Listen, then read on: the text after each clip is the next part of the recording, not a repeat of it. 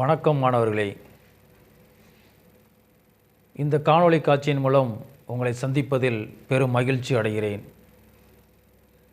நாம் இன்று 8ஆம் வகுப்பு கணித பாடத்தில் பக்கம் எண் 25இல் கொடுக்கப்பட்டுள்ள தலைப்பான விகிதமுறு எண்களின் பண்புகளை பற்றியும் பண்புகளை கொண்டு சரிபார்க்கக்கூடிய கணக்குகளை பற்றியும் கற்று தெளிவோமா? சிறு வயதிலிருந்தே நாம் கணக்கு பாடங்களை படித்து கொண்டிருக்கின்றோம். கணக்கு என்றாலே எண்கள்தான் முக்கியமானது. 1ஆம் வகுப்பிலிருந்து நாம் படித்து கொண்டிருக்கும் எண்கள் மெய்யெண்கள் என்கின்றோம். மெய்யெண்களை இரு வகைகளாக பிரிக்கலாம். ஒன்று விகிதமுறு எண், மற்றொன்று விகிதமுறா எண்.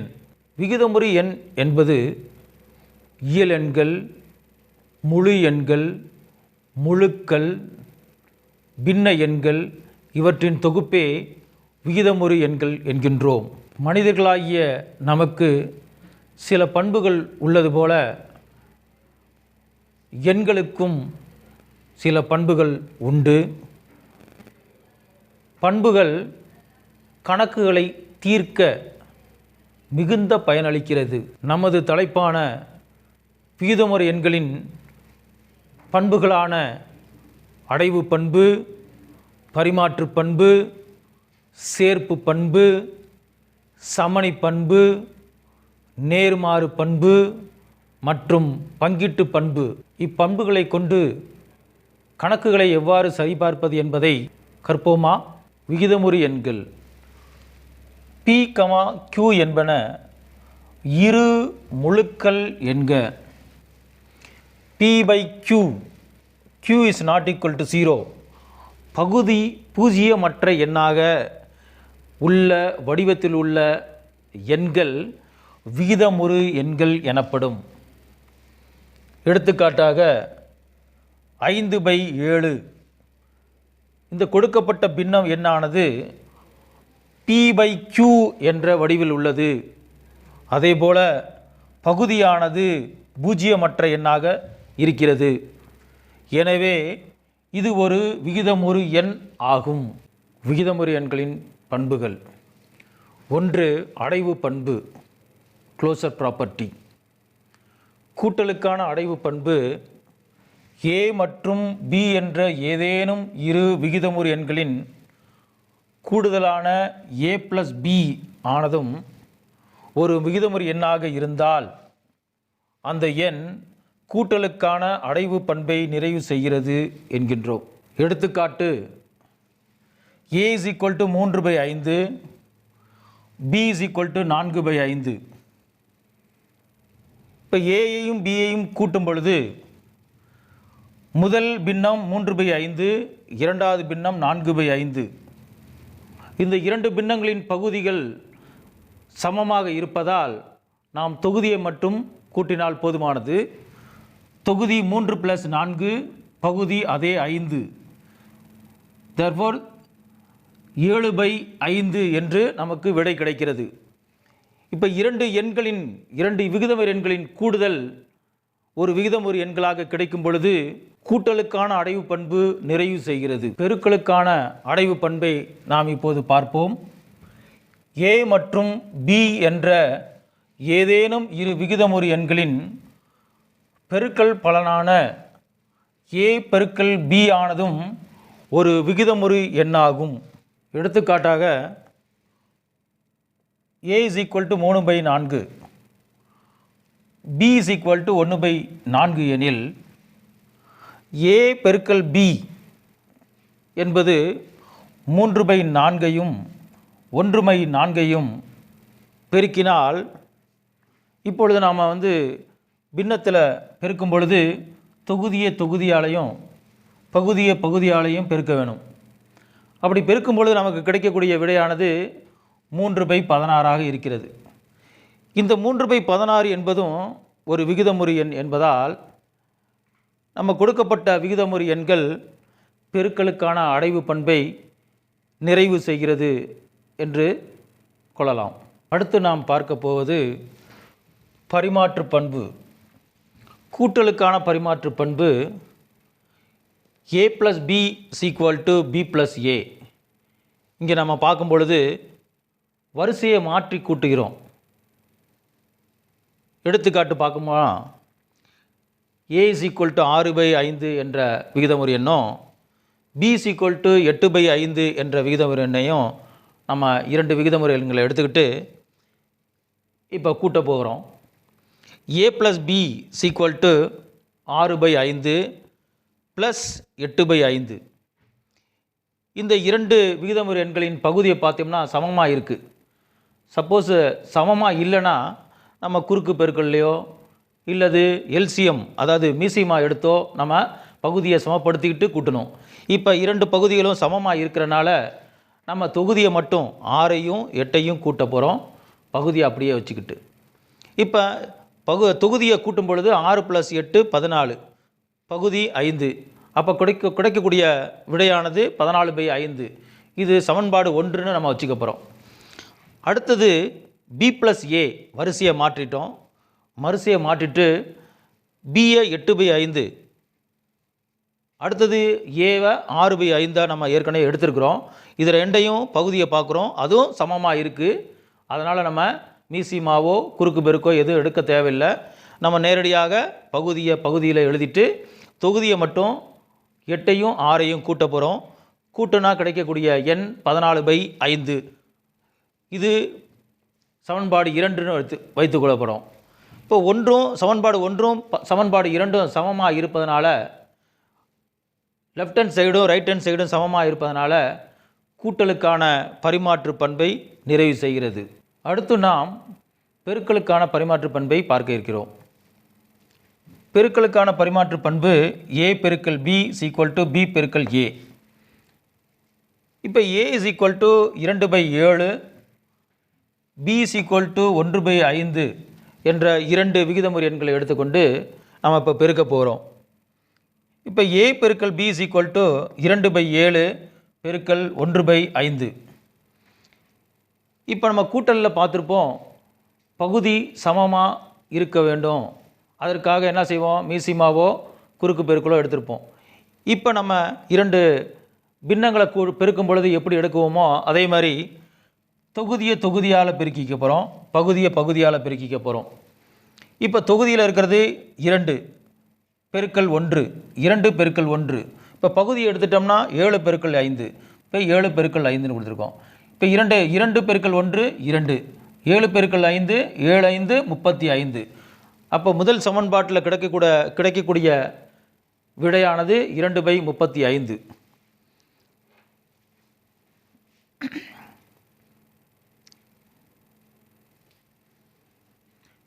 மேலும் நம்ம b × a அதை வலதுபுறம் எடுத்துக்கிறோம், b × aன்னு எடுத்துக்கிறோம். b ஆனது 1/5 என்ற விகிதமுறு எண்ணும் a ஆனது 2/7 என்ற விகிதமுறு எண்ணும் இங்கே இருக்குது. இப்போ அதே போல தான் இதை தொகுதியால் பெருக்க போகிறோம், பகுதியால் பெருக்க போகிறோம். 2 2 7 35. இப்போ கிடைக்கக்கூடிய விடையை 2/35. இது சமன்பாடு 1ன்னு நமக்கு தெரியும், இது சமன்பாடு 2 நமக்கு தெரியும். இரண்டு சமன்பாடும் சமமாக இருப்பதனால இது பெருக்கலுக்கான பரிமாற்று பண்பை நிறைவு செய்கிறது. நாம் அடுத்தது பார்க்க போவது சேர்ப்பு பண்பு. கூட்டலுக்கான சேர்ப்பு பண்பு என்னன்னு பார்த்தோம்னா a + b of + c = a + of b + c.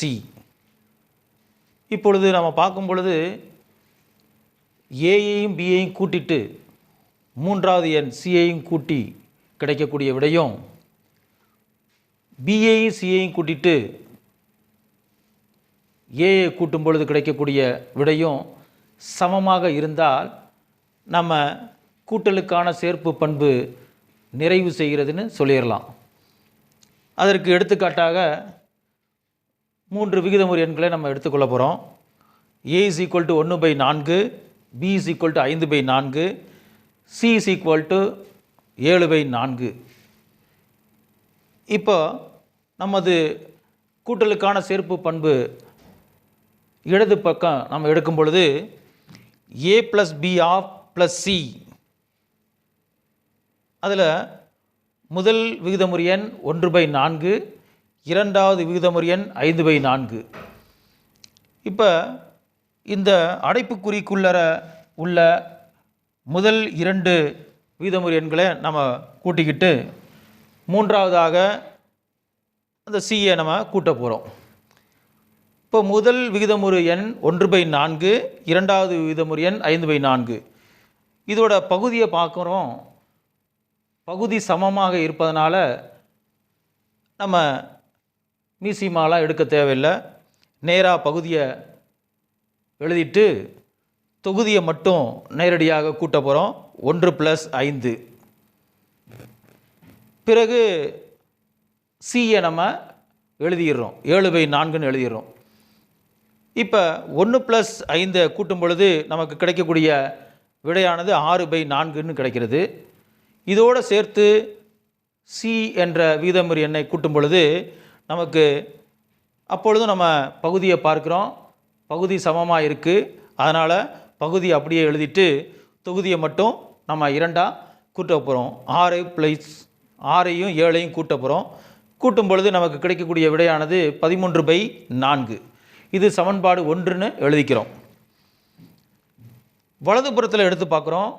A plus of B plus C அப்படின்னு நமக்கு அந்த சேர்ப்பு பண்பில் கொடுக்கப்பட்டுள்ளது. இதில் ஏ மட்டும் தனியாக வச்சுக்கிறோம்.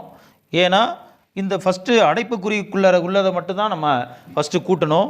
அதனால் இரண்டாவது மற்றும் மூன்றாவது விகிதமுறு எண்களை நம்ம முதல்ல கூட்டிட்டு அடுத்தது முதல் விகிதமுறு எண்ணை கூட்ட போகிறோம்.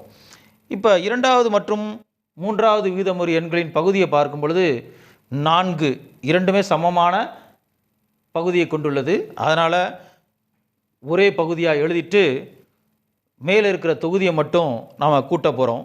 5 + 7ன்னு எழுதிக்கிட்டோம். இந்த முதல் விகிதமுறு எண்ணை அப்படியே எழுதிக்கிறோம். தட் இஸ் ஈக்குவல் டு என்ன ஆகுது? முதல் விகிதமுறு எண் 1/4 ப்ளஸ் 2ஐயும் 3ஐயும் கூட்டும் பொழுது கிடைக்கக்கூடிய விடை 12/4. தட் இஸ் ஈக்குவல் டு என்ன ஆகுது? இப்போ இந்த 2 விகிதமுறு எண்களையும் பார்க்கும் பொழுது பகுதி 1ஆக இருக்குது. அதனால் பகுதியை 1ஆ எழுதிட்டு மேலே இருக்கிற தொகுதியை மட்டும் கூட்ட போகிறோம். 1 + 12. தட் இஸ் ஈக்குவல் டு என்னன்னு கிடைக்குது? 12ஐயும் 1ஐயும் கூட்டும் பொழுது 13/4ன்னு கிடைக்குது. இது சமன்பாடு 2 ஆயிருது. இப்போ சமன்பாடு 1ம் 2ம் சமமான விடை கிடைக்கிறதுனால நமக்கு இந்த கூட்டலுக்கான சேர்ப்பு பண்பை நிறைவு செய்கிறது என்று சொல்லலாம். கூட்டலுக்கான சேர்ப்பு பண்பு போல பெருக்கலுக்கான சேர்ப்பு பண்பை நம்ம இப்போ பார்க்க போகிறோம். பெருக்கலுக்கான சேர்ப்பு பண்பு A × B ஆஃப் பெருக்கல் C that is equal to A × of B × C. இதுதான் பெருக்கலுக்கான சேர்ப்பு பண்பு. இதை நம்ம இப்போ நிறைவு செய்வதற்கு முன்பாக 3 விகிதமுறு எண்களை நம்ம எடுத்துக்கொள்ள போகிறோம். அதில் முதல் விகிதமுறு எண் 2/3, இரண்டாவது விகிதமுறு எண் 4/3, மூன்றாவது விகிதமுறு எண் 7/3ன்னு எடுத்துக்க போகிறோம். இப்போ பெருக்கலுக்கான சேர்ப்பு பண்பில் லெஃப்ட் ஹேண்ட் சைடில் இருக்கிறது A × B × C. அதில் அடைப்புக்குறிக்குள்ளே இருக்கிற முதல் 2 விகிதமுறு எண்களை முதல்ல பெருக்கிட்டு அடுத்தது மூன்றாவது விகிதமுறு எண்களை பெருக்க போகிறோம். இப்போ அடைப்புக்குறிக்குள்ளே இருக்கக்கூடிய முதல் 2 விகிதமுறு எண்கள் 2/3 × 4/3. இதில் பின்னங்களை நம்ம பார்க்கும் பொழுது சமமாக இருந்தாலும் சமமாக இல்லைனாலும் பின்ன பெருக்கலில் ஃபஸ்ட்டு தொகுதியாகவும் பகுதியாகவும் நம்ம பெருக்க வேணும். அதே போல் இங்கே நம்ம என்ன எடுத்துக்கிறோம்னா தொகுதி 2ம் 2 × 4, பகுதி 3 × 3. இப்போ இது ரெண்டையும் பெருக்கணும்னா நமக்கு கிடைக்கக்கூடிய விடை 8/9. இதை மூன்றாவது விகிதமுறு எண் 7/3ஓட பெருக்கும் பொழுது நமக்கு என்ன கிடைக்கிறதுனா 8ஐயும் 7ஐயும் பெருக்கணும்னா 8 7 56. பகுதியில் இருக்கிற 9ஐயும் 3ஐயும் பெருக்கணும்னா 9 3 27. அப்போ கிடைக்கக்கூடிய விடை 56/27. இது சமன்பாடு 1ன்னு எடுத்துக்க போகிறோம். இதே வலதுபுறம் எடுத்துக்கிட்டோம்னா ஏ இன்ட்டு பி பெருக்கல் சி. இதில் முதல் விகிதமுறு எண் 2/3 பெருக்கல் இரண்டாவது விகிதமுறு எண்ணையும் மூன்றாவது விகிதமுறு எண்ணையும் பெருக்க போகிறோம். அதை தொகுதியோடையும் பகுதியோடையும் பெருக்கும் பொழுது 4 பெருக்கல் 7 பகுதியில் 3 பெருக்கல் 3 4 இன்ட்டு 7 28, 3 இன்ட்டு 3 3 9. அப்போ நமக்கு கிடைக்கக்கூடிய எண் 28/9. இப்போ முதல் விகிதமுறு எண் 2/3. இப்போ முதல் விகிதமுறு எண்ணும் நம்ம கிடைத்த விகிதமுறு எண்ணையும் பெருக்கும் பொழுது 28 இன்ட்டு 2 56, 9 இன்ட்டு 3 27. இப்போ கிடைக்கக்கூடிய அந்த விகிதமுறு எண் 56/27. இது சமன்பாடு 2ன்னு எடுத்துக்கிறோம். இப்போ சமன்பாடு 1ம் 2ம் சமமாக இருப்பதனால நம்ம என்ன செய்கிறோம், இப்போ லெஃப்ட் ஹேண்ட் சைடும் ரைட் ஹேண்ட் சைடும் சமமாக இருக்கிறனால பெருக்கலுக்கான சேர்ப்பு பண்பு நிறைவு செய்கிறதுன்னு சொல்லலாம். விகிதமுறு எண்களின் பண்புகளில் அடுத்து நான் காண இருப்பது சமணிப்பண்பு. சமணிப்பண்பு கூட்டலுக்கான சமணிப்பண்பு a + 0 = 0 + a = a. ஓர் எண்ணுடன் எந்த எண்ணை கூட்டினால் அதே எண் கிடைக்கும்? ஆம். 0வை கூட்டினால் அதே எண் கிடைக்கும். ஆம். ஒரு விகிதமுறு எண்ணுடன் 0ஐ கூட்டினாலோ 0த்தோடு அதே விகிதமுறு எண்ணை கூட்டினாலோ கிடைப்பது அதே விகிதமுறு எண் ஆகும். எனவே 0 என்பது கூட்டலுக்கான சமணி உறுப்பாக அந்த விகிதமுறு எண்ணுக்கு அமைகிறது. கூட்டலுக்கான சமணி பண்புக்கு எடுத்துக்காட்டு a = 5/11. இப்போ a என்பது ஒரு விகிதமுறு எண், அதோட 0ஐ கூட்டும் பொழுது, அதாவது 5/11 அவற்றோடு 0வை கூட்டும் பொழுது நமக்கு கிடைக்கும் எண் 5/11. அதே போல் 0வோடு அதே விகிதமுறு எண்ணை கூட்டும் பொழுது 0 + 5/11 = 5/11. இப்போ இரண்டும் சமமாக இருக்குது. இப்போ சமமாக இருக்கிறனால 5/11 கூட்டல் சமணி 0 ஆகும். அடுத்து நாம் பார்க்க இருப்பது பெருக்கலுக்கான சமணிப்பண்பு. பெருக்கலுக்கான சமணிப்பண்பில் a பெருக்கல் 1 = 1 பெருக்கல் a = a. எந்த ஒரு எண்ணுடன் ஒன்றை பெருக்கினாலும் ஒன்றோடு எந்த எண்ணை பெருக்கினாலும் அதே எண் கிடைக்கும். எனவே 1 என்பது பெருக்கலின் சமணி உறுப்பாகும். எடுத்துக்காட்டாக a = 3/7. a பெருக்கல் 1, அந்த விகிதமுறு எண் 3/7 ஒன்றோடு பெருக்கும் பொழுது அதே விகிதமுறு எண் கிடைக்கிறது. இப்போ ஒன்றோட அதே விகிதமுறு எண்ணை பெருக்கும் பொழுது நமக்கு கிடைக்கக்கூடிய விகிதமுறு எண் 3/7. இப்போ இரண்டு விகிதமுறு எண்களும் சமமாக இருக்கிறதுனால நம்ம பெருக்கலுக்கான சமணி உறுப்பு 1 என்று நம்ம கூறலாம். நாம் அடுத்து பார்க்க இருப்பது விகிதமுறு எண்களின் பண்புகளில் நேர்மாறு பண்பு. கூட்டலின் நேர்மாறு பண்பு. இப்போ a + -a = 0. ஓர் எண்ணுடன் எந்த எண்ணை கூட்டினால் 0 கிடைக்கும். ஓர் எண்ணுடன் எந்த எண்ணை கூட்டினால் 0 கிடைக்கும். நம்ம விகிதமுறு எண் பார்க்குறதுனால ஓர் விகிதமுறு எண்ணுடன் எந்த விகிதமுறு எண்ணை கூட்டினால் 0 கிடைக்கும். இப்போ பார்க்கலாமா? எடுத்துக்காட்டு பாரு. a = 3/5. இது ஒரு விகிதமுறு எண். p ≠ 0. அது 5 0, அதாவது என்னது, பகுதி 0வாக இருக்கக்கூடாது, நமக்கு கரெக்டாக இருக்குது. அப்போ a = 3/5. இப்போ a + -a = 0 எப்படின்னா 3/5 அவற்றோட எதிர் எண் என்ன? -3/5. அப்போ 3/5ஓட -3/5 நம்ம கூட்டும் பொழுது நமக்கு 0 கிடைக்கிறது.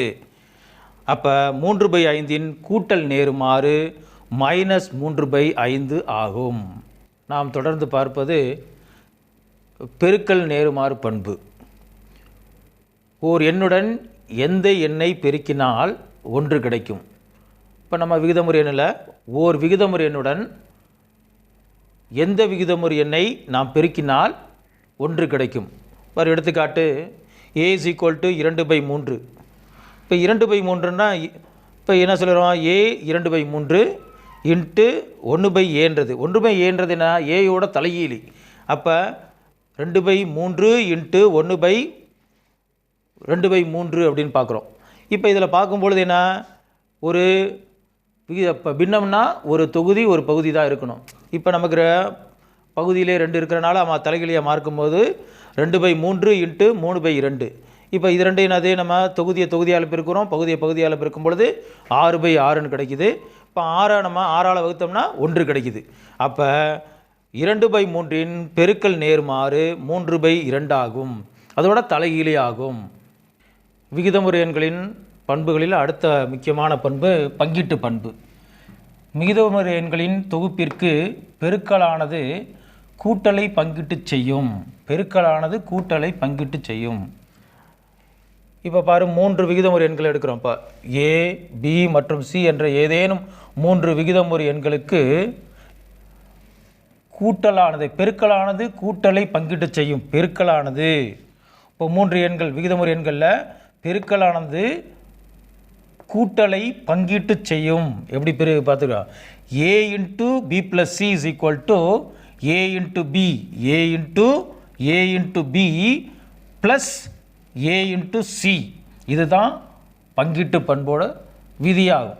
இப்போ இதுதான் நமக்கு என்ன கொடுத்துருக்கான். அதுக்கு எடுத்துக்காட்டாக நம்ம எப்படி பார்க்க போகிறோம்னா, ஏ இஸ் ஈக்குவல் டு 3/5ன்னு எடுத்துக்கிறோம், B is equal to 2/5, C is equal to 7/5. இப்படி ஒரே மாதிரியான பகுதியை கொண்ட 3 விகிதமுறு எண்களை எடுத்துக்கலாம். இல்லை வெவ்வேறு பகுதியை கொண்ட ஏதேனும் விகிதமுறு எண்களை கூட எடுத்துக்கலாம். இப்போ நம்ம எடுத்துக்க போகிற இந்த 3 விகிதமுறு எண்களில் இப்போ நமக்கு இடது பக்கம் என்ன கொடுத்துருக்கு, ஏ இன்ட்டு பி ப்ளஸ் சி.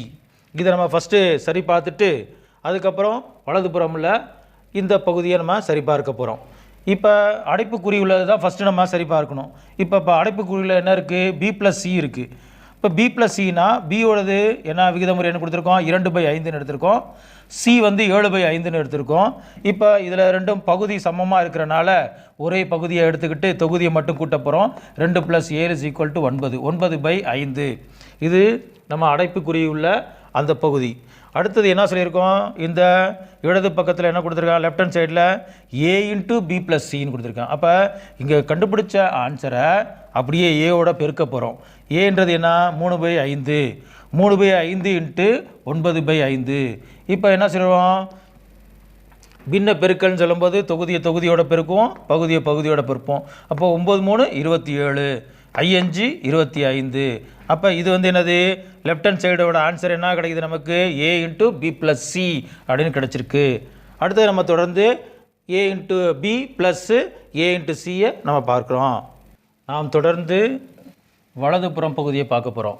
அது எப்படி கொடுத்துருக்காங்க, ஏ into B plus A into சின்னு கொடுத்துருக்காங்க. இப்போ ஃபஸ்ட்டு ப்ராக்கெட்டில் என்ன கொடுத்துருக்காங்க, ஏ இன்ட்டு பின்னு கொடுத்துருக்காங்க. அப்போ ஏயோட மதிப்பு உனக்கு தெரியும் 3/5, பியோட மதிப்பு 2/5. இப்போ இது ரெண்டையும் பெருக்கும் பொழுது தொகுதியோடையும் பகுதியோடையும் பெருக்கணும்னா 2 6, 5 × 5 25. அடுத்த இரண்டாவது அந்த அடைப்புக்குறியில் கொடுத்துருக்கிறது ஏ இன்ட்டு சின்னு கொடுத்துருக்காங்க. ஏ வந்து 3/5ன்னு தெரியும், சி வந்து 7/5ன்னு தெரியும். அப்போ தொகுதியோட பெருக்கும் பொழுது 7 3 21, பகுதியோட பெருக்கும் பொழுது 5 × 5 25. இப்போ பாரு என்ன கொடுத்துருக்காங்க, இந்த வலது பகுதியில் ஏ இன்ட்டு பியையும் ஏ இன்ட்டு சியையும் கூட்டியிருக்காங்க. அப்போ நம்ம இது ரெண்டையும் எடுத்து நம்ம கூட்ட போகிறோம். இப்போ கூட்டும் பொழுது இதோட மதிப்பு 6/25, ஏ இன்ட்டு பியோட மதிப்பு 6/25, ஏ இன்ட்டு சியோட மதிப்பு 21/25. இப்போ பாரு 6/25 ப்ளஸ் 21/25ன்னு நமக்கு கொடுத்துருக்கு. இப்போ என்ன செய்கிறோம், இது பகுதி கூட்டலில் நம்ம வரும்பொழுது, கூட்டல் கழித்தல் வரும்போது பகுதி சமமாக இருந்துச்சுன்னா அதை பகுதியை மட்டும் நாம் நேரடியாக எழுதிட்டு தொகுதியை மட்டும் கூட்ட போகிறோம். 6 + 21, 6ஐயும் 21ஐயும் கூட்டும் பொழுது என்ன கிடைக்குது நமக்கு, 27. 27/25. ஏற்கனவே நம்ம இடது பக்கத்தில் நமக்கு கிடைத்த விடை என்ன, 27/25. வலது பக்கத்தில் என்ன கிடைச்சிருக்கு, 27/25. ரெண்டுமே சமமாக இருக்குது பாருங்கள். ரெண்டுமே சமமாக இருக்கும் பொழுது left hand side is equal to right hand side நம்ம எழுதிட்டு, லெஃப்ட் ஹேண்ட் சைடு என்ன நம்ம பண்பில் A plus of B into C equal to A into B plus B into C. இப்போ பாரு, நம்ம ஏற்கனவே சொல்லும்போது பெருக்கலானது கூட்டலின் பங்கீட்டு பண்புன்னு தான் நம்ம ஆரம்பித்தோம். அதே மாதிரி பெருக்கலானது கூட்டலின் பங்கீட்டு பண்பு உண்மையாக நிறைவு பெறுகிறது. இப்போ விகிதமுறு எண்கள்லேயே அதோட பண்புகளில் என்னென்ன நம்ம பார்த்தோம்னா, ஃபஸ்ட்டு அடைவு பண்பு. அடைவு பண்புகளே கூட்டலுக்கான அடைவு பண்பு, பெருக்களுக்கான அடைவு பண்பு, பரிமாற்று பண்பு, அடுத்தது சேர்ப்பு பண்பு, கூட்டலுக்கான சேர்ப்பு பண்பு பார்த்தோம். அதே மாதிரி சமணி பண்பு, சமணி பண்புலேயே கூட்டலுக்கான சமணி பண்பு, சமணி உறுப்பு, பெருக்கலுக்கான சமணி உறுப்பு, அதே மாதிரி நேர்மாறு பண்பு, கூட்டலுக்கான நேர்மாறு, பெருக்கலுக்கான நேர்மாறு, கடைசியாக நம்ம பார்த்தது பங்கீட்டு பண்பு. இப்போ இவ்வாறு நமக்கு கிட்டத்தட்ட ஒரு 6 பண்புகளை நமது விகிதமுறு பண்புகள், விகிதமுறு எண்களுக்கு கொடுக்கப்பட்டுள்ளது. இதை பயன்படுத்தி நம்ம அடுத்த வீடியோவில் பயிற்சி எண் 1.3 அதில் உள்ள கணக்குகளை நாம் சரிபார்ப்போம். நன்றி.